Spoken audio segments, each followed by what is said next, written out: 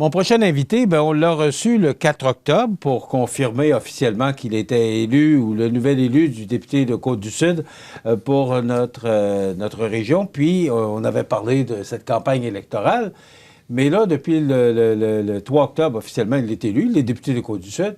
Et là, ça fait presque 2 mois. Ça passe vite, hein? Déjà 2 mois? Ah, oui, un mois et demi. Oui, c'est vrai. Ça et là, on commence à siéger mardi prochain. Ouais. Mathieu Rivet, député de Côte-Sud, bonjour. Bonjour, ça me fait plaisir, Michel. Comment allez-vous? Très, très bien. Très bien. Moi, on se sent. Parce que le 4 octobre, la poussière n'était pas retombée encore. Mais là, vous avez commencé à vous installer. On en parlera en fin d'entrevue. Comment on se sent? Là, vous êtes vraiment les 2 pieds dedans, là? Bien, je peux dire que c'est, je le vois, c'est un privilège. Hein? On sait quand même, ça faisait, moi, plusieurs temps que j'avais ça en tête. Je ne pensais pas que ça allait se présenter si rapidement que ça. Après 26 ans, à la tête d'un organisme culturel, d'avoir transformé, je peux dire, quelque part, la région, au niveau touristique, d'avoir apporté ses idées, d'avoir développé une organisation comme ça. C'était le temps qui était venu pour moi là, de vivre autre chose, premièrement, mais d'avoir la confiance des gens du milieu, de se dire qu'on se lance. On sait hein, que c'est pas un travail qui est facile. Je suis très conscient de ça. La campagne en a témoigné. Les policiers sont de plus en plus critiqués. C'est pas simple. Tout à fait. C'est pas simple d'être député. En même temps, moi, j'ai envie de dire, bien, j'ai eu cette chance-là dans ma vie de ne pas trop connaître la critique, parce que je suis un artiste, je suis quelqu'un qui a travaillé dans le monde de l'éducation, qui a voulu diffuser le beau, appelons ça comme ça, par la musique, puis par la transmission d'un art. Bien, j'ai eu cette chance-là. Maintenant, je suis aussi conscient de me dire qu'il y a des choses à changer et qu'il y a aussi des choses à valoriser. Puis là, c'est peut-être un point qui, moi, me poussait à aller en politique, de se dire combien on est chanceux au Québec, combien on est chanceux dans la Côte-du-Sud d'avoir des institutions extraordinaires, d'avoir des organismes qui aident le milieu. J'entendais tout à l'heure Mireille Thibault qui parle de développement, qui va prendre soin de travailler avec les travailleurs autonomes, etc., dans tous les secteurs de nos activités. Puis en plus, on rajoute notre merveilleux paysage dans la Côte-du-Sud. Bien, je pense qu'il y a aussi un élément important de valorisation de notre identité culturelle, du travail qui est fait dans nos milieux par nos entrepreneurs. Puis ça m'interpelle. Puis ça, j'ai envie qu'on en parle. Puis dans la campagne, on voit souvent des côtés un peu plus négatifs, hein, un peu plus difficiles, l'espèce de grain de sable dans l'engrenage. Puis bien, c'est peut-être quelque chose que j'ai envie de contribuer, même à l'Assemblée nationale, qu'on puisse se dire combien le travail qu'on effectue au Québec est extraordinaire, puis comment il faut valoriser ça. Est-ce que c'est un rêve réalisé? Est-ce que c'était vraiment un rêve de faire de la politique? Oui, je peux dire que ça faisait... Mais est-ce que c'est provincial, fédéral ou municipal? Écoutez, je dis depuis le début de la campagne, puis aussi aujourd'hui, je suis vraiment bien dans mes chaussures. D'aller à l'Assemblée nationale, c'est un privilège de pouvoir contribuer aux politiques qui transforment le Québec. Je vais te donner un autre exemple. Hier, j'ai eu la chance, l'honneur de participer à une cérémonie hommage à André Brassard à Montréal. Donc, c'est sûr que cet élément-là, de faire de la route, tout ça, mais de vivre avec la communauté artistique, le départ d'un être qui a été si important dans notre culture québécoise, bien, d'avoir ces frissons-là en partageant finalement ce moment-là, de dire au revoir à une personnalité comme ça, bien, moi, c'est des éléments qui me donnent confiance, puis qui font en sorte de dire que j'ai envie que nos plus jeunes puissent connaître ça aussi, puis partager qu'est-ce qu'on fait de beau au Québec. C'est un peu une partie du mandat que je me donne, en plus, évidemment, d'être très présent. Puis je pense que je l'ai démontré dans la campagne électorale et aussi dans les dernières semaines, combien j'ai envie d'être à l'écoute des gens d'ici, de travailler avec eux à notre mieux-être collectif. C'est le défi que je me donne pour les 4 prochaines années, voire au-delà des 4 prochaines années. Si on aura l'occasion d'en parler bien en masse. J'imagine, on devrait se voir à tous les mois. Oui, effectivement. La question, moi, qui me vient à l'esprit, c'est est-ce que vous avez eu l'occasion de rencontrer, parce que vous êtes arrivé à la dernière minute, permettez-moi l'expression, là, comme candidat, parce que Mme Proulx a annoncé tardivement son retrait. Est-ce que vous avez eu l'occasion de rencontrer M. Legault, votre patron? À plusieurs reprises, d'ailleurs, au jour 2. Parce que lui, vous ne connaissez pas, là? Ben oui, exact. Assez soudainement, là. Oui, mais je pense qu'en même temps, ça ajoute un petit côté qui est... je suis quand même quelqu'un qui est à l'aise, qui a travaillé, comme je disais, dans le milieu culturel, qui a travaillé beaucoup dans le public, puis... je pense que cet élément-là, d'arriver comme ça, j'ai pas de squelette dans le placard. Je suis un gars qui a bien travaillé dans sa carrière, qui a donné beaucoup pour le Kamouraska. Je pense que les gens plus de l'ouest du territoire, bien, ils ont appris à me connaître. À Lillet, ici dans Montmagny, je suis très présent dans le secteur ici. Puis les gens du Kamouraska, là, je leur ai tous demandé un peu pardon en disant, bien écoutez, j'ai investi beaucoup de temps là, dans Lillet puis ici dans Montmagny. Puis je suis très heureux de l'avoir fait parce que je me rends compte comment on a un territoire riche, puis comment aussi cette différence-là entre Chaudière-Appalaches, je vais dire, et le Bas-Saint-Laurent, comment je trouve aussi que j'ai un mandat là de pouvoir réunir les gens de Côte-du-Sud puis de faire en sorte de travailler tous ensemble, finalement, parce qu'il y en a des initiatives importantes. Puis des fois, il y a un bon coup de l'autre côté qui pourrait être partagé ici. Puis en immigration, entre autres, je pense que tout le monde travaille très fort.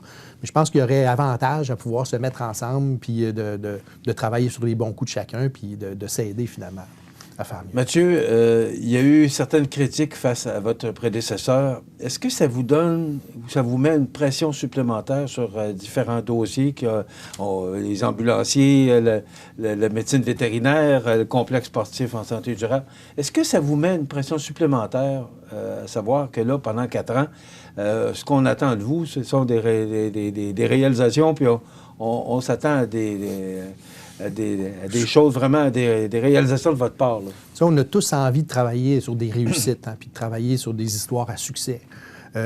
Pour y arriver, je pense que la recette, c'est de prendre bien soin puis d'être à l'écoute. Puis ça, c'est peut-être un élément qui, certainement, va peut-être changer. Peut-être que je vais aussi tomber éventuellement de mon nuage, mais de se dire, tu sais, entre autres, le dossier de la médecine vétérinaire, de se dire que, assurément qu'il a manqué quelques éléments qui, après coup, moi, dans cette analyse-là, je ne suis pas certain qu'on peut donner la faute à quelqu'un.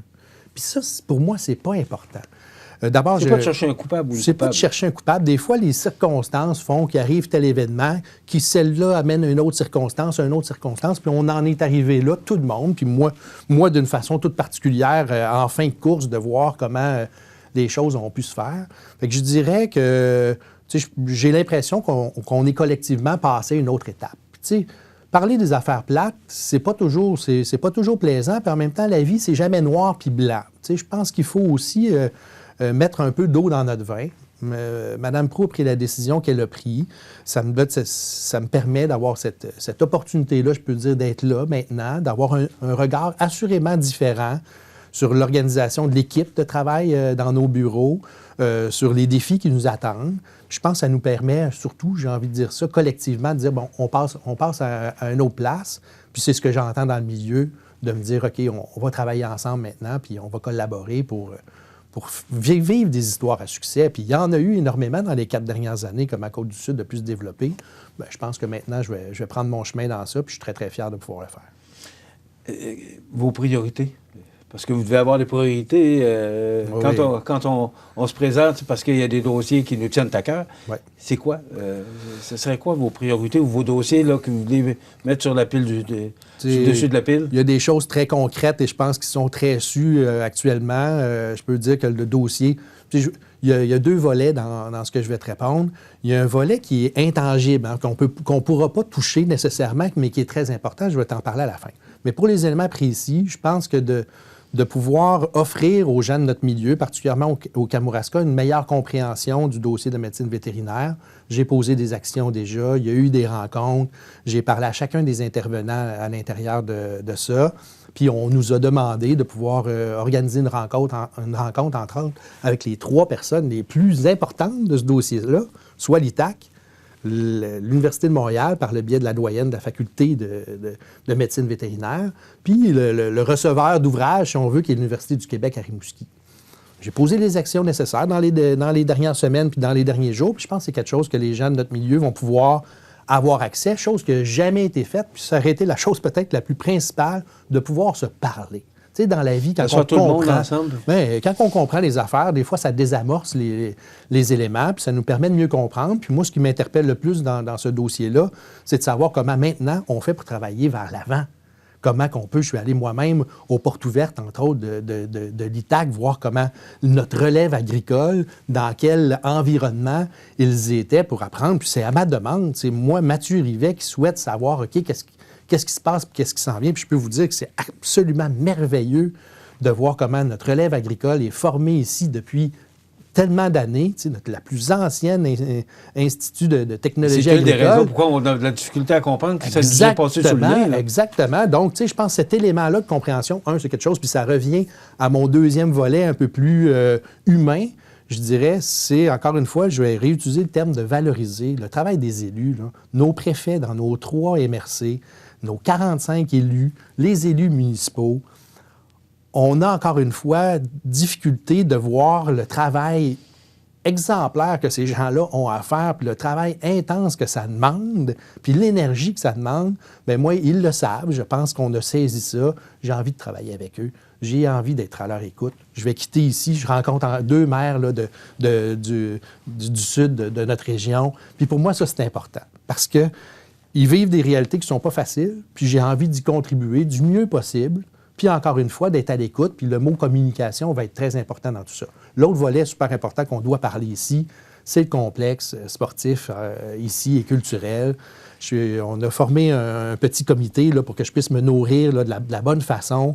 Puis là, actuellement, ce qu'il faut, c'est trouver le meilleur angle pour lequel on va être capable rapidement de dire « Go, ce projet-là fonctionne ». Il y a trop de gens dans le milieu qui attendent ça. J'ai tellement hâte qu'on arrive à pouvoir annoncer ce projet-là que déjà, j'ai posé plusieurs actions, mais dans les prochains jours, là, il y a des éléments importants là, qui vont se passer pour qu'on puisse trouver l'issue à ce magnifique projet ici pour Montmagny et l'Île et toute notre région, finalement. Je reviens à la médecine vétérinaire. Vous avez parlé de l'ITAC. L'ITAC, c'est sûr qu'ils sont... c'est leur projet.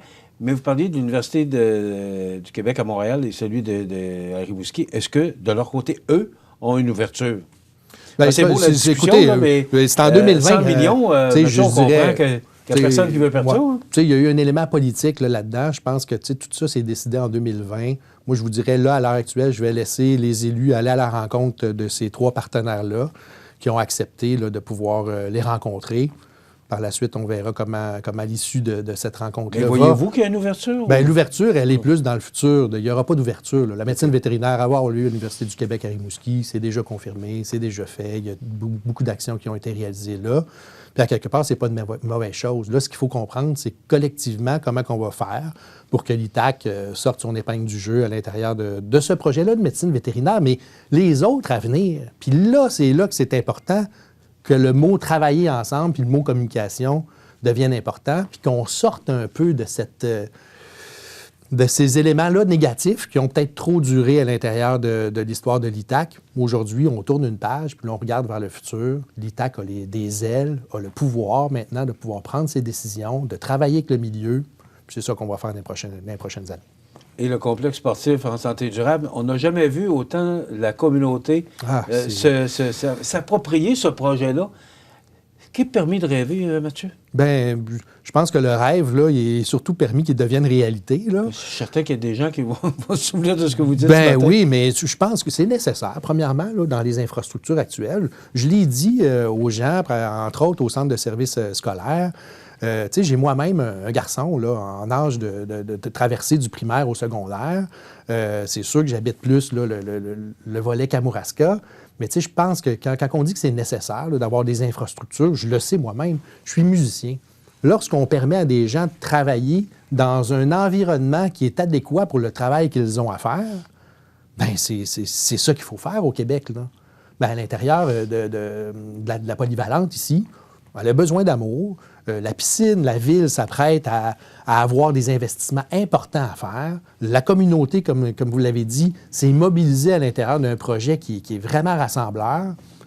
Il n'y a aucune raison, outre que le financement, puis de savoir comment on peut l'articuler, parce que, honnêtement, c'est un peu complexe. On parle de culture, on parle du volet sportif, on parle du centre de services scolaires, on parle de la ville. Il y a beaucoup de choses à l'intérieur de ça, et de la santé durable. Je pense que là, actuellement, c'est de trouver le bon angle, là, je vais dire ça comme ça, pour savoir de quelle façon on va le placer, pour que ça soit pas juste un travail de béton, mais que ça soit aussi une signature dans notre région qui soit importante puis qui soit concertée. Puis ça l'est déjà. Puis je remercie déjà les partenaires qui sont là. On leur demande d'être patients, là, puis on va passer une autre étape, idéalement, dans les prochains mois. Là. Vous parliez de la nouvelle salle, la salle Edwin, là, la réfection de la salle Edwin. Edwin Bélanger, devrais-je dire. Est-ce que vous avez eu l'occasion de voir le dossier? Parce que ça fait quand même des mois et des mois que ça a été présenté. On n'entend pas parler de rien. Des mois, disons que c'est déposé dans un programme au ministère de la Culture. Vous savez aussi que j'ai un mandat mandat au ministère de la Culture, mais ça a été déposé en 2021. Oui. Donc, c'est quand même souvent des projets comme 2023, ça. Oui, je comprends, mais ça prend du temps. C'est quand même un projet audacieux aussi, à 18 millions. C'est pas rien. Donc, les gens, je pense, de la salle sont aussi conscients de voir, puis on a eu déjà des rencontres, puis oui, effectivement, là, on est là-dedans, que je puisse me donner les outils pour mieux connaître le dossier. Mais la semaine dernière, on était déjà en rencontre là, pour en parler et amorcer les discussions, parce qu'il y a deux choix. Hein. Soit que ça devient comme deux projets complètement distincts. Donc, il y a un projet au ministère de la Culture pour construire la partie de la salle et un autre volet, soit par le PQI ou soit par un programme plus sport au niveau sportif. Donc, c'est là qu'on en est, là, de trouver le moyen de faire peut-être quelque chose qui soit unifié dans tout ce beau projet-là. Mais on parle quand même de plusieurs dizaines de millions. Bien, c'est assez important. Ce que j'ai entendu comme dernier chiffre, c'est 55 millions. C'est quand même pas rien. C'est pas rien. Mais ce qu'on nous dit, c'est que ces argents-là sont disponibles. Vous parliez de PQI, là. Entre autres, c'est ce qu'on nous dit, c'est que dans le PQI, ça pourrait être disponible, mais on nous dit que c'est pas là qu'il faut le prendre. Tu sais, je pense que les gens de notre milieu, des fois, ça devient complexe de parler du jargon. PQI, c'est le Programme québécois des infrastructures. Donc, dans ce programme-là, là, en ce moment, là, il y a des écoles à Montréal où est-ce qu'il y a de l'eau qui coule à travers les murs, puis que les classes débordent avec 40 personnes dedans, puis que c'est tout croche. Fait que, tu sais, il y a une priorisation à faire, puis en ce moment, là, ça déborde de partout. Il y a eu un grand manque d'investissement en infrastructure pendant des années au Québec. On veut faire ce rattrapage-là, mais ça prend des travailleurs, ça prend une priorisation des activités. Puis le PQI, c'est très normalisé. Hein. Il y a des normes très claires dans ça. Il faut cocher des cases. Puis dans le volet éducation, bien, une des cases, c'est d'augmenter la capacité d'accueil. Comme on est dans un endroit un peu dévitalisé, si on veut qu'il n'y ait pas de hausse de population, bien, il y a certaines cases actuellement qu'on ne coche pas, puis ça va être le travail que je vais devoir faire pour trouver de quelle façon on peut convaincre pour trouver le moyen que ce projet-là existe. Est-ce qu'on peut espérer une pelletée de terre avant votre fin de votre premier mandat? C'est le rêve que je souhaite, comme tous ceux qui travaillent avec nous actuellement. Mathieu, en terminant, un bon député doit avoir une bonne équipe autour de lui. Un bon leader, c'est s'entourer, c'est ce qu'on dit. Oui. Vous êtes actuellement, vous allez l'annoncer aujourd'hui, là, la composition de votre équipe, là, parce que vous avez deux bureaux, vous en avez un à Montmagny, vous en avez un dans le Kamouraska. Alors, c'est annoncé aujourd'hui? Oui, exact. Oui. Aujourd'hui, dans le fond, je suis très fier puis très heureux aussi que j'ai été comme peut-être, oui, le dernier député, si on veut, comme dans la course, comme candidat. Mais comme député, j'ai été le premier à être, si on veut, organisé. Là. C'est sûr qu'on réutilise des bureaux. Je suis très content aussi des bureaux dans les deux MRC, finalement, à Montmagny et à Saint-Pascal. Les bureaux demeurent au même place que votre prédécesseur. On a réaménagé plein d'affaires. L'idée de travail collaboratif, là, c'est vraiment quelque chose qui me tient à cœur. Puis d'avoir trouvé l'équipe qui va être en mesure de le faire. Vous savez que durant la campagne, j'ai été accompagné par mes deux merveilleuses policières à la retraite, Diane et Chantal. Donc, elles vont travailler avec nous une vingtaine d'heures chacune au niveau vraiment du travail des codes comtés, puis de poursuivre finalement, parce qu'elle travaillait aussi pour Marie-Ève. Joanne Cyr, qui va être notre directrice des bureaux, avec qui je m'entends très bien, avec qui on partage les mêmes valeurs, avec qui on n'a souvent même pas besoin de parler, puis on se comprend très bien. J'étais avec elle hier à Montréal, d'ailleurs, puis tu sais, ça va être un travail qui va être extraordinaire, vraiment un travail d'équipe super. Jocelyne, qui a déjà aussi travaillé comme adjointe administrative dans les bureaux, revient dans les prochains jours. Là, ça vient tout juste de s'attacher. Puis également Anne-Christine Charret, que vous devez connaître ici à CMA TV, parce qu'elle était directrice de la télévision communautaire au Kamouraska. Oui. Vient travailler avec moi à partir du 5 décembre prochain au niveau des communications, puis qui va être attachée politique, particulièrement dans le secteur de Kamouraska-Lillet, si on veut. Donc, ça aussi, je suis très, très, très fier puis honoré de pouvoir travailler avec quelqu'un de qualité comme ça, qui connaît les gens dans le milieu, puis qui connaît aussi tout le volet des communications. Fait que ça va être un gros plus pour nos bureaux. Thomas Bélanger, que plusieurs ont connu, nous quitte, mais nous quitte pas, dans le sens que je suis très heureux pour lui là, d'un nouveau défi professionnel. Il s'en va au cabinet du WIP, donc il s'en va à l'Assemblée nationale, travailler. Donc, à Québec, ça va être un peu mon allié. Il est tout jeune, alors... Bien, je pense que c'est quelqu'un qui a tout à fait ce profil-là de vouloir faire ça. Fait qu'il il reste disponible avec nous même jusqu'après les fêtes là, pour transférer C'est notre lien certains qu'on a dossiers. avec, c'est l'attaché politique, donc c'est le lien qu'on a là, avec Thomas depuis Exact. un certain temps, qui était avec Mme Proulx. Oui, qui était très apprécié. Puis je tiens là, aujourd'hui aussi à souligner le travail exemplaire qu'il a fait là, dans les dernières années. Puis, Alors, très, on très annonce content. officiellement l'équipe aujourd'hui. Oui, exactement. Le communiqué doit partir là, ce matin là, pour l'ensemble des médias. Puis aussi, surtout que les gens puissent savoir, autant les citoyens que nos élus, de savoir que nos bureaux sont ouverts. On souhaite aller à la rencontre des gens. C'est sûr que de mon côté, je commence à Québec là, dans les prochaines semaines.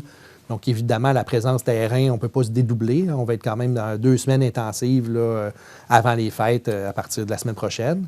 Puis après ça, on recommence quand même à la fin janvier, là, mi-janvier, fin janvier. En quelques secondes, la sermentation, ça fait quoi d'arriver à l'Assemblée nationale, au Parlement?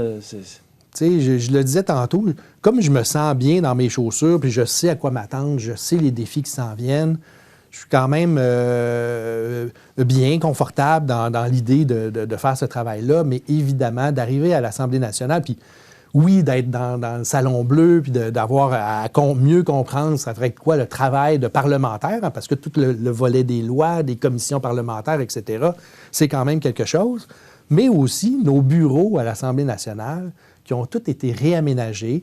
D'ailleurs, je suis super fier, puis je me suis même levé en chambre dans un des moments de nos rencontres, parce qu'il annonçait que les bureaux avaient été rénovés, puis tout ça. Puis je me suis levé pour dire combien j'étais fier que tout le mobilier de l'Assemblée nationale pour l'ensemble des bureaux de députés, ça a été fait ici, chez Poitras, à Lillet.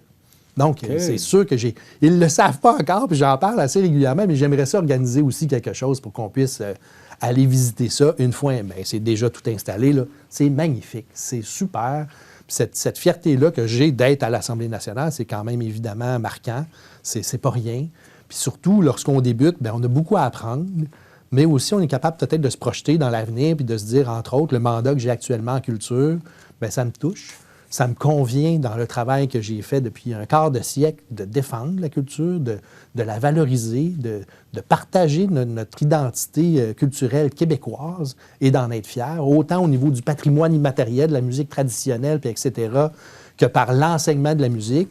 Je peux vous dire qu'il y a des grands défis là, à faire pour permettre à nos plus jeunes de bien connaître qui on est à travers la culture des gens qui ont travaillé fort dans le passé. Fait que tout ce volet-là m'interpelle, m'intéresse. Puis avec Mathieu Lacombe, là, avec qui on va se prendre main dans la main pour travailler au niveau du développement puis du rayonnement de la culture, c'est quelque chose qui m'intéresse énormément. On aura l'occasion de parler de tous ces dossiers-là parce qu'on va se rencontrer une fois par mois. Oui. Donc, on va se revoir en décembre, un peu avant les fêtes. Avec plaisir. Merci beaucoup d'avoir été avec nous. Merci. Mathieu Rivet, député de Côte-du-Sud. On s'arrête.